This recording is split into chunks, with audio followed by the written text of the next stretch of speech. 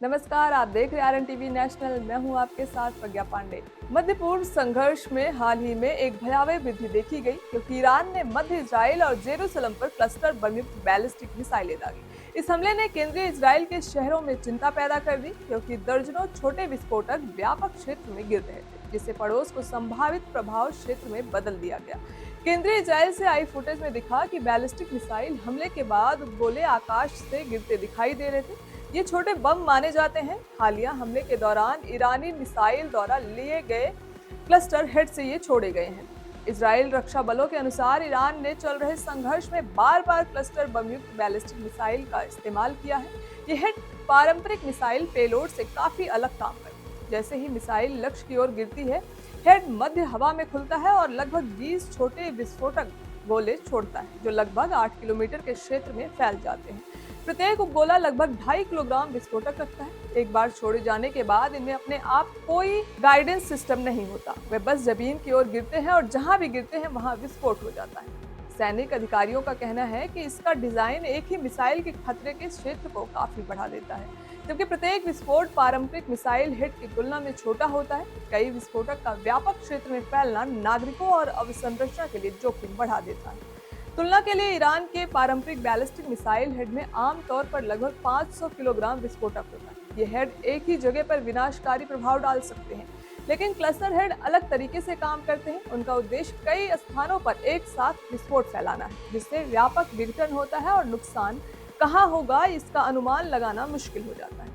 हालिया ईरानी हमले के दौरान इजरायली सैन्य आकलन के अनुसार केवल थोड़ी संख्या में मिसाइलें दागी गई। हालांकि क्लस्टर म्यूनिशन के उपयोग का मतलब है कि प्रत्येक मिसाइल से दर्जनों अलग अलग प्रभाव भी उत्पन्न हो सकते हैं। मिसाइल के टुकड़े और उपगोले केंद्रीय इजराइल के कई क्षेत्रों में गिरे। इजरायली पुलिस का कहना है कि इन प्रभावों ने कई स्थानों में नुकसान पहुंचाया। एक केंद्रीय इजरायली शहर में उपगोले से लगी आग ने बचाव दल की आपात प्रक्रिया को सक्रिय किया।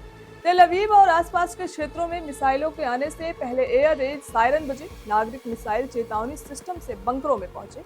यह हमला मध्यरात्रि के बाद ईरान द्वारा दागे गए 8वें मिसाइल हमले के रूप में दर्ज किया गया है, जो चल रहे संघर्ष की तीव्रता को दर्शाता है। आपातकालीन चिकित्सा सेवाओं का कहना है कि अभी तक किसी घायल होने की सूचना नहीं। हालांकि प्राधिकरण नुकसान का आकलन करने और अभी भी मौजूद न फटे उपगोलों को खोजने का काम कर रहा है।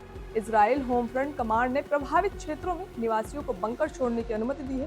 फिर भी अधिकारियों ने नागरिकों से चेतावनी दी है कि वे सुरक्षित स्थानों के पास बने रहे। अगर अतिरिक्त मिसाइल अलर्ट जारी हो, प्रभाव क्षेत्र में कैद किए गए फुटेज में जमीन पर बिखरे हुए मलबे दिखाई दिए, जिन्हें क्लस्टर बम उपगोले के टुकड़े माने गए। यह हथियार छोटे विस्फोटक चार्ज ले सकते हैं, लेकिन उनका व्यापक क्षेत्र में विनाश फैलाने की क्षमता उन्हें घनी आबादी वाले क्षेत्रों में विशेष रूप से खतरनाक बनाती है। वर्तमान में केंद्रीय इजराइल के ऊपर आकाश से फिर भी शांत हो गया है, लेकिन हालिया मिसाइल हमला यह दर्शाता है कि एक पहले से ही अस्थिर संघर्ष में स्थिति कितनी तेजी से बढ़ सकती है। ईरान द्वारा समर्थित लेबनानी प्रतिरोध समूह हिजबुल्लाह ने इजराइल के साथ अपने संघर्ष को तेज किया है। इजरायली सैन्य ठिकानों की ओर से अलग अलग रॉकेट दागे गए।